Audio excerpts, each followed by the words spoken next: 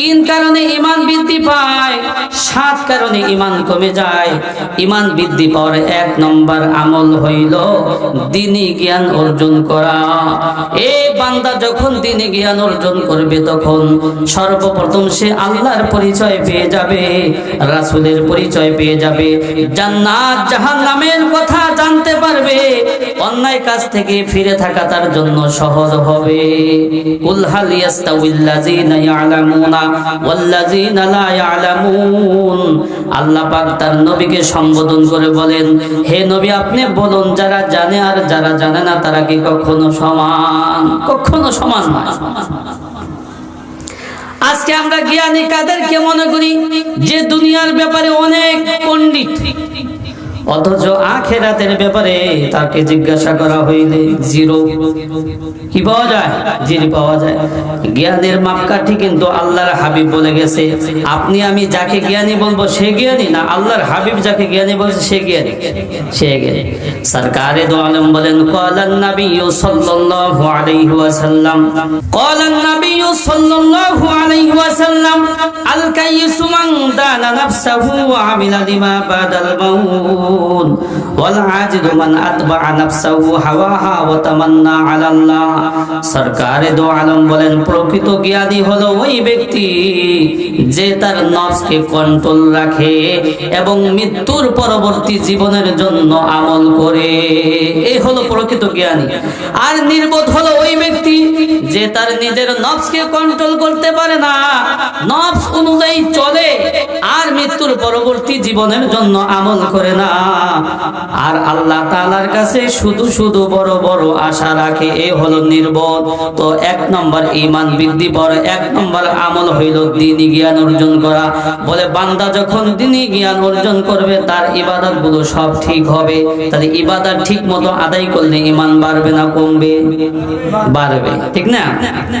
ঈমান বৃদ্ধি পাওয়ার দুই নম্বর আমল হইল আল্লাহ পাক রব্বুল আলামিনের সৃষ্টি জগৎ নিয়ে চিন্তা ভাবনা করা। আমার মালিক প্রতিটা মাখলুক এমন ভাবে সৃষ্টি করেছেন, যদি কোনো বান্দা গভীর ভাবে চিন্তা করে তাহলে প্রতিটা মাখলুকের মধ্যে আমার মালিকের পরিচয় নিহিত রয়েছে। গভীর ভাবে যদি কোনো বান্দা চিন্তা করে তাহলে আল্লাহ তাআলার পরিচয় পেয়ে যাবে। গভীর ভাবে যদি চিন্তা করে আল্লাহ তাআলার পরিচয় পেয়ে যাবে। আল্লাহ পাক রব্বুল আলামিন বলেন, ইন্না ফি খালকিস সামাওয়াতি ওয়াল আরদি ওয়াখতিলাফিল লাইলি ওয়ান নাহারি লাআয়াতিল লিউলিল আলবাব। আল্লাহ পাক রব্বুল আলামিন বলেন, আসমান জমিন সৃষ্টির মধ্যে রাত এবং দিনের আবর্তনের মধ্যে জ্ঞানীদের জন্য রয়েছে নিদর্শন। এই রাত দিন কই থেকে আসে? কে দেয়? এই রাত দিন, এই দিন কোথায় যায় আবার অন্ধকার হয়ে আসে? কে করে? আল্লাহ পাক এটা করেন। তুলিজুল লাইলা ফিন নাহারি ওয়া তুলিজুন নাহারা ফিল লাইল। আল্লাহ পাক রব্বুল আলামিন দিনকে রাতের মধ্যে প্রবেশ করান, আবার রাতকে দিনের মধ্যে প্রবেশ করান। বলে আসমান জমিন সৃষ্টির মধ্যে রাত দিন এর আবর্তনের মধ্যে জ্ঞানীদের জন্য রয়েছে নিদর্শন। যদি কোনো বান্দা গভীরভাবে চিন্তা করে তাহলে এর মধ্যেই আল্লাহ তাআলার পরিচয় পেয়ে যাবে। আল্লাহ পাক রব্বুল আলামিন অন্যত্র বলেন, ফি আনফুসিকুম আফালা তুবসিরুন। তোমরা নিজেদের মধ্যে চিন্তা করো, আল্লাহ পাক রব্বুল আলামিন তোমাদেরকে 3.5 হাত বড়ি দান করেছেন। এই 3.5 হাত বড়ির মধ্যে চিন্তা করলে আল্লাহর পরিচয় পেয়ে যাইবা। আরে আল্লাহ তাআলা কত সুন্দর দুইটা হাত দান করলো। শুধু কি তাই, হাতের মধ্যে আবার আঙ্গুল দিল। আঙ্গুল যাতে করে সুন্দরভাবে বাঁকা করা যায় এই জন্য আবার কর দিল। যদি কর না দিত তাহলে আঙ্গুল ভাঙ্গা যাইতো না, কি করা যাইতো না। আমার আল্লাহ পাক রব্বুল আলামিন এত সুন্দর দুইটা চোখ দিছে। আহারে এই চোখ যার, এই চোখ দিয়ে যেই ব্যক্তি না দেখে ওই ব্যক্তিকে বলে কানা, ঠিক নেই? ওই ব্যক্তিকে বলে কানা। আমার আল্লাহ পাক রব্বুল আলামিন কত সুন্দর দুইটা পা দিছে। এই পা দুইটা যার ভালো নাই ওই ব্যক্তিকে বলে ন্যাংরা নুলা। আমার আল্লাহ পাক রব্বুল আলামিন কত সুন্দর দুইটা কান দিয়েছে, আরে কানে যে শোনে না ওই ব্যক্তিকে বলে বয়রা। কথা ঠিক নেই? এই কান কোনদিন কইছে আমি আজকে দেখতে শুনতে পারবো না? চোখ কোনদিন বলছে আমি আজকে দেখতে পারবো না? হ্যাঁ, এই সব আমার খেদমতের জন্য সৃষ্টি করা হয়েছে, আর আমাদেরকে সৃষ্টি করা হয়েছে মালিকের ইবাদত করার জন্য। আমার আল্লাহ পাক রব্বুল আলামিন এমন সৃষ্টি করনেওয়ালা, বলে পৃথিবীর শুরু লগ্ন থেকে আজ পর্যন্ত যত মানুষ আল্লাহ পাক রব্বুল আলামিন সৃষ্টি করলেন, আহারে যদি একটু গভীরভাবে চিন্তা করি কত মানুষ সৃষ্টি করলেন, এমন কারিগর আমার আল্লাহ, কারো চেহারার সাথে কারো চেহারা হুবহু মিল নাই। শুধু কি তাই, আমার আল্লাহ পাক এমন সৃষ্টি করনেওয়ালা, কারো গলার আওয়াজ ভয়েসের সাথে কারো গলার আওয়াজ হুবহু মিল নাই। এটাই আল্লাহ পাক রব্বুল আলামিন বলছে অফি আনফুসিকুম আফালা তুবসিরুন। আল্লাহ পাক বলে মানুষগুলো যদি মানুষের এই 3.5 হাত বডির মধ্যে চিন্তা ভাবনা করে, তাহলে আমি আল্লাহর পরিচয় পেয়ে যাব। আল্লাহ পাক রব্বুল আলামিন তার সৃষ্টি নিয়ে চিন্তা করতে বলছেন, কারণ আল্লাহ পাক রব্বুল আলামিনের প্রতিটি মাখলুক এমন ভাবে আল্লাহ পাক রব্বুল আলামিন সৃষ্টি করেছেন, যদি কোনো বান্দা গভীরভাবে চিন্তা করতে পারে তাহলে আল্লাহর পরিচয় অবশ্যই পেয়ে যাবে। আল্লাহ পাক রব্বুল আলামিন বলেন আফালা ইয়ানতুরুনা ইলাল ইবিলি কাইফা খুলিকাত ওয়া ইলাস সামাই কাইফা রুফিআত ওয়া ইলাল জিবালি কাইফা নুসিবাত ওয়া ইলাল আরদি কাইফা সুতিহাত ফাযাক্কির ইন্নামা আনতা মুযাক্কির লাস্তা আলাইহিম বিমুসাইতির। আল্লাহ পাক রব্বুল আলামিন বলেন আফালা ইয়ানজুরুনা ইলাল ইবিলি কাইফা খুলিকাত। হে মানুষগুলো, হে আমার বান্দারা, তোমরা আমার মাখলুক উটকে নিয়ে চিন্তা করো। এত বিশাল প্রাণী কে বানাইলো, যাকে বলা হয় মরুভূমির জাহাজ, যেই উট একবার পানি পান করলে দীর্ঘদিন পানি পান না করেও থাকতে পারে। তোমরা এই বিশাল প্রাণীটাকে নিয়ে চিন্তা করো, কে বানাইলো এত বিশাল একটা প্রাণী, তাহলে আমি মালিকের পরিচয় পেয়ে যাব।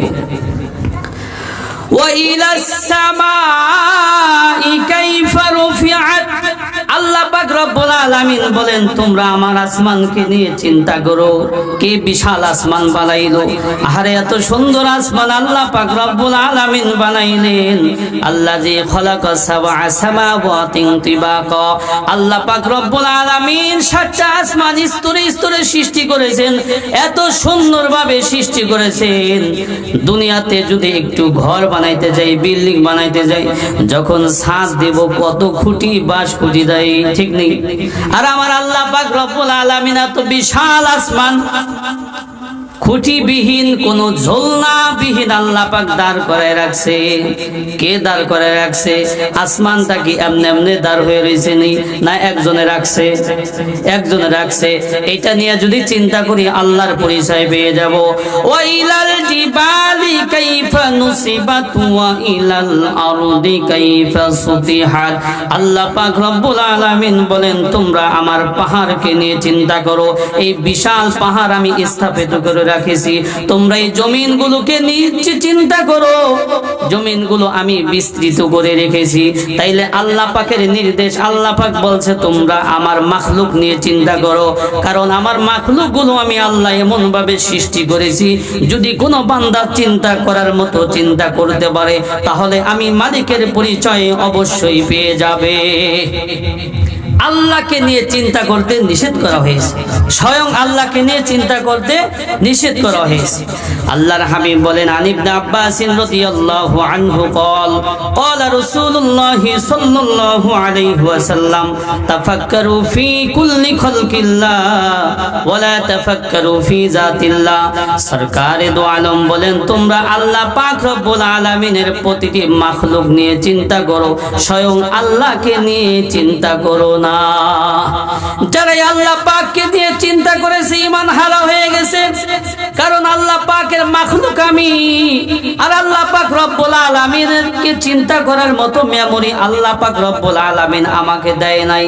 তাইলে যেই মেমোরি আল্লাহ পাক যতটুকু অতটুকু দিমাগ শক্তি আল্লাহ পাক আমাকে দেয় নাই, যেটার ব্যাপারে আমার কোনো অভিজ্ঞতা নাই, ওইটার ব্যাপারে চিন্তা করলে ভুল হবে কিনা? আমি কারেন্টের মিস্ত্রি না, আমি যদি কাজ করতে যাই তাহলে শর্ট করবো কিনা? শর্ট করবো না? শর্ট করবো। ঠিক আল্লাহ পাক রব্বুল আলামিনকে নিয়ে চিন্তা করার মতো দিমাগ মেমোরি আল্লাহ পাক রব্বুল আলামিন মানুষকে দেয় নাই।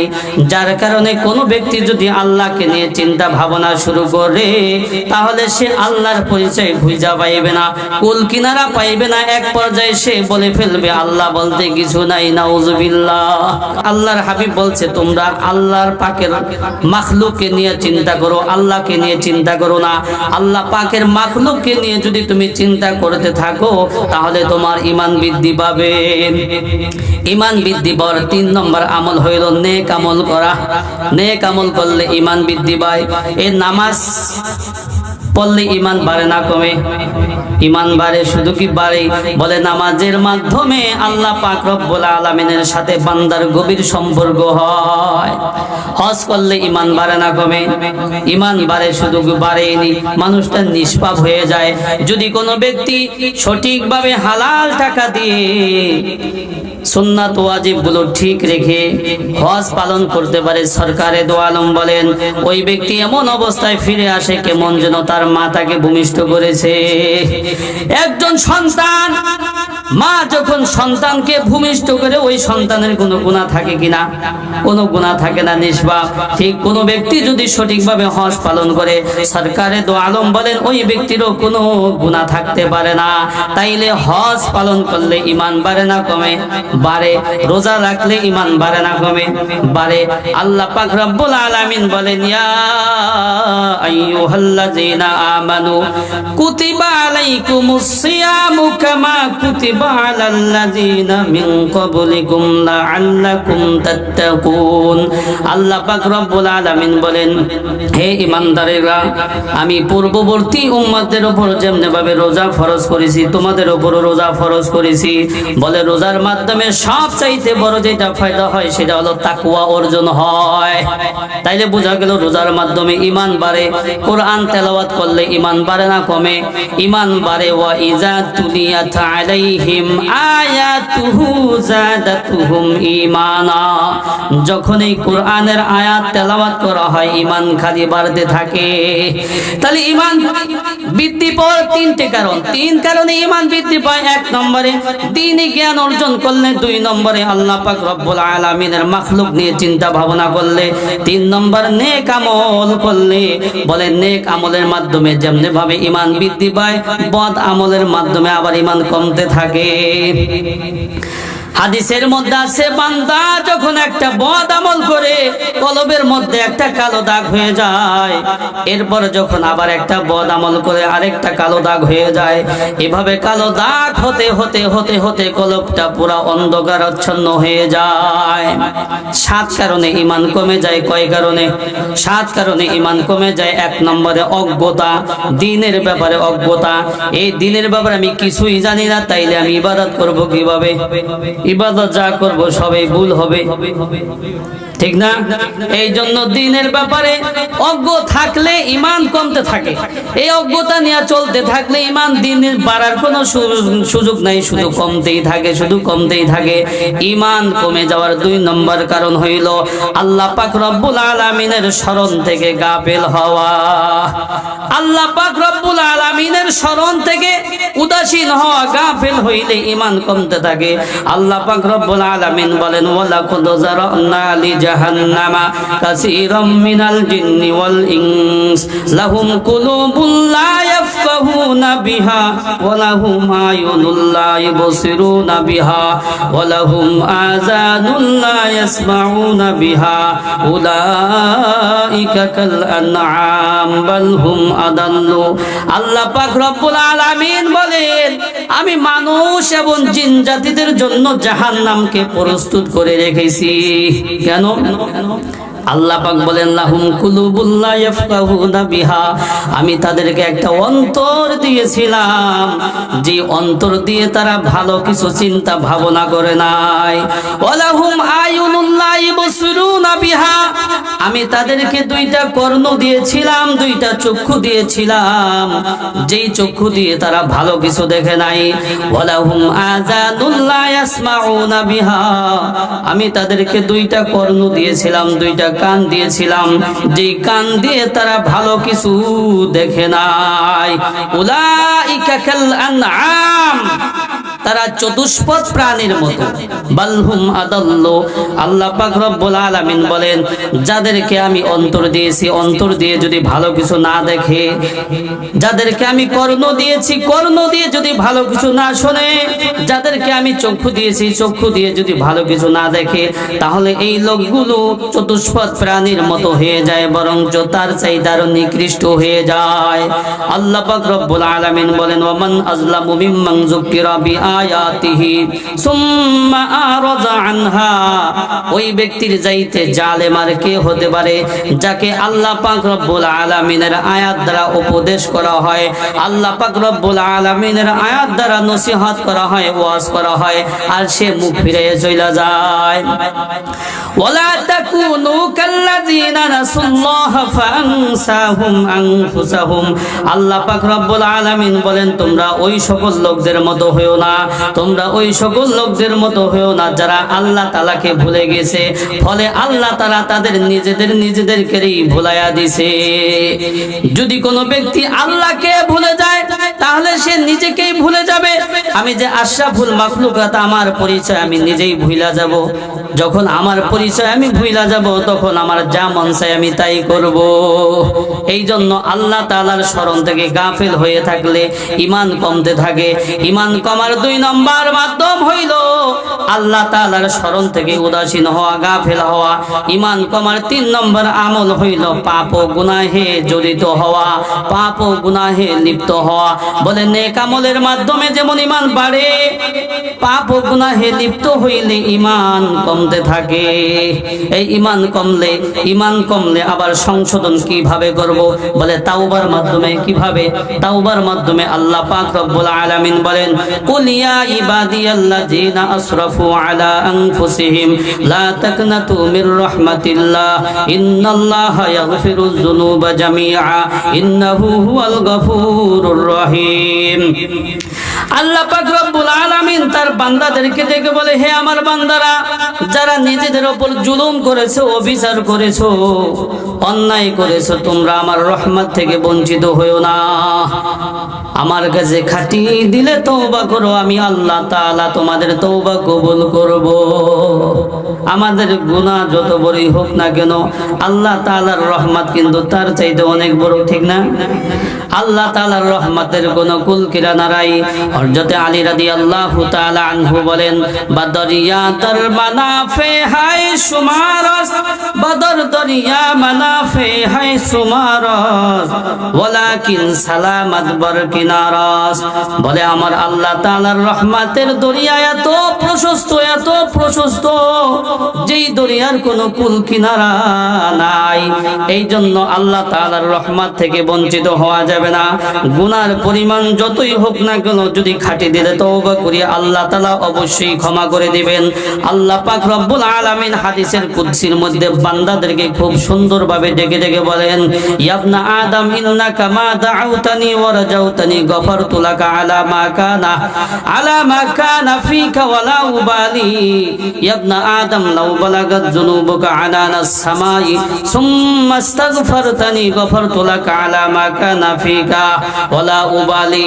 ইয়া আদম ইন্নাকা লাউ আতাইতানি বিকুরাবিল আরদি সুম্মা লাকিতানি। আল্লাহ পাক রব্বুল আলামিন হাদিসে কুদসির মধ্যে বলেন, হে বনি আদম, তোমার গুনার পরিমাণ যতই হোক না কেন, যতক্ষণ পর্যন্ত তুমি আমাকে ডাকিতে থাকিবে আর আমার কাছে ক্ষমার আশা রাখিতে থাকিবে, আমি আল্লাহ তাআলা তোমাকে ক্ষমা করে দেব। তোমার গুনার পরিমাণ যতই হোক না কেন আমি পরোয়া করিব না।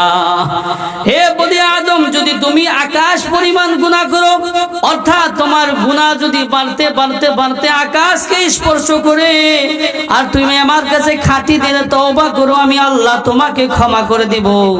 আমি আল্লাহ তোমাকে ক্ষমা করে দেওয়ার ব্যাপারে কোনো পরোয়া করিব না।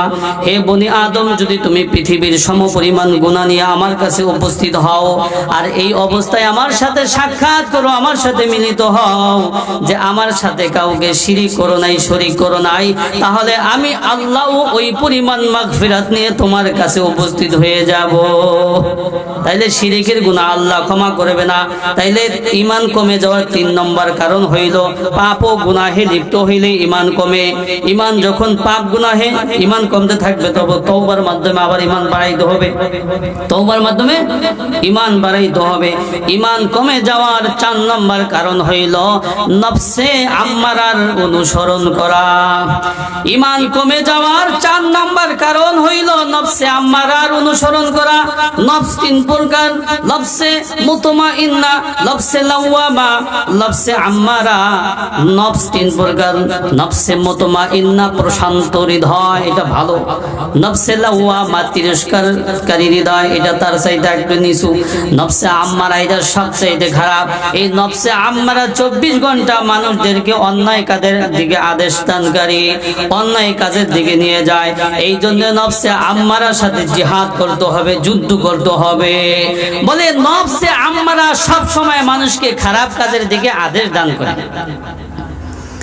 এই নফসে আম্মারা থেকে বাঁচার জন্য মালিকের কাছে বেশি বেশি দোয়া করতে হবে, কারণ আল্লাহ পাক যাকে গুনাহ থেকে বাঁচাইবে সেই একমাত্র বাঁচতে পারবে। আল্লাহ পাকের তৌফিক ছাড়া কেউ গুনাহ থেকে বাঁচতে পারে না।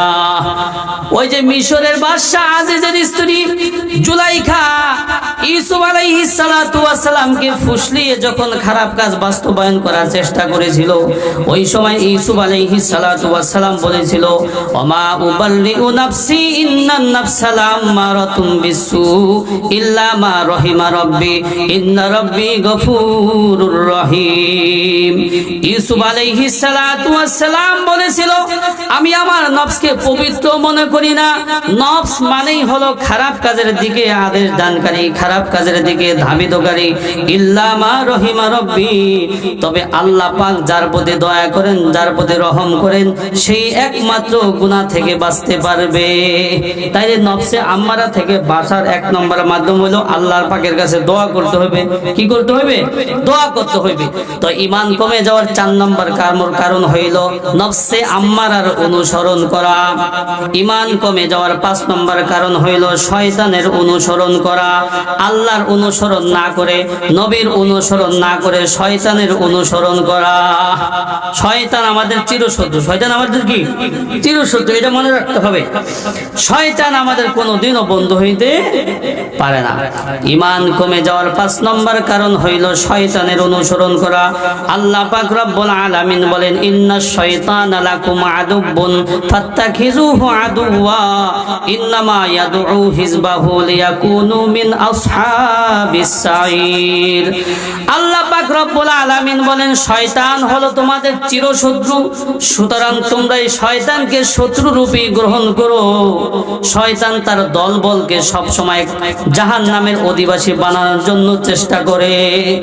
এই আল্লাহ পাক রব্বুল আলামিন শয়তানকে যখন জান্নাত থেকে বের করে দিবেন, তখন এই শয়তান কিছু প্রতিশ্রুতি আল্লাহ পাক রব্বুল আলামিনের থেকে নিয়েছিল। একটা প্রতিশ্রুতি নিয়েছিল, ক্বালা আরাআইতাকা হাযাল্লাযী কাররামতা আলাইয়া লা ইন আখখারতানি ইলা ইয়াউমিল কিয়ামাতি লা আহতানিকান্না যুররিয়াতাহু ইল্লা কলিলা। শয়তান আল্লাহ পাক রব্বুল আলামিনের থেকে প্রতিশ্রুতি নিয়েছিল, ইয়া রব্বুল আলামিন, এই ব্যক্তি যাকে আমার উপর সম্মান দেওয়া হয়েছে, যদি আপনি কিয়ামত পর্যন্ত আমার হায়াতকে দীর্ঘায়িত করে দেন, তাহলে আমি বনি আদম প্রত্যেককে আমি পথভ্রষ্ট করে ছাড়বো, ইল্লা কলিলা, অল্প কিছু ছাড়া, অল্প কিছু ছাড়া। তাহলে শয়তানের কাজ হলো দিন ভরা শয়তানি করা, বুঝছেননি? কারণ এই শয়তানে প্রতিশ্রুতি নিয়েছে, আল্লাহ তাআলার কাছ থেকে প্রতিশ্রুতি সে নিয়েছে, ইয়া রব্বুল আলামিন, এই আদম, এই ব্যক্তি যাকে আমার উপর সম্মান দেওয়া হয়েছে, যদি আপনি কিয়ামত পর্যন্ত আমার হায়াতকে দীর্ঘায়িত করেন, তাহলে আমি এই বনি আদমকে পথভ্রষ্ট করে ছাড়বো, ইল্লা কলিলা, তবে অল্প কিছু ছাড়া। তাহলে ঈমান কমে যাওয়ার 5 নম্বর কারণ হইল শয়তানের অনুসরণ করা। আমরা শয়তানের অনুসরণ করব না, আমরা অনুসরণ করব কার? আল্লাহর। ঈমান কমে যাওয়ার 6 নম্বর কারণ হইল দুনিয়া ও দুনিয়ার ফিতনায় নিপতিত হওয়া। ইমাম গাজালি রহমাতুল্লাহি আলাইহি দুনিয়ার চমৎকার একটা উদাহরণ দিয়েছেন। ইমাম গাজালি রহমাতুল্লাহি আলাইহি বলেন, এক ব্যক্তি কোথাও যাচ্ছিল, হঠাৎ করে একটি চিতাবাঘ তাকে ধাওয়া করলো। একটি বাঘ তাকে আক্রমণ করার জন্য ধাওয়া করলো।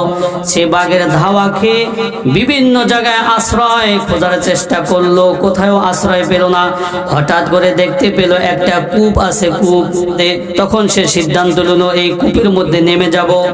যখন বাঘ হতাশ হয়ে চলে যাবে তখন কূপ থেকে উঠে যাব। যখন ওই ব্যক্তি ওই কূপের মধ্যে আশ্রয় নেবে, হঠাৎ করে দেখতে পেল কূপের পানির উপর সাপ দৌড়াদৌড়ি করতেছে। সাপ এইভাবে ফনা ধইরা রয়েছে। এখন সে আরো হতাশ হয়ে গেল, হায় হায়, এখন আশ্রয় নেব কোথায়?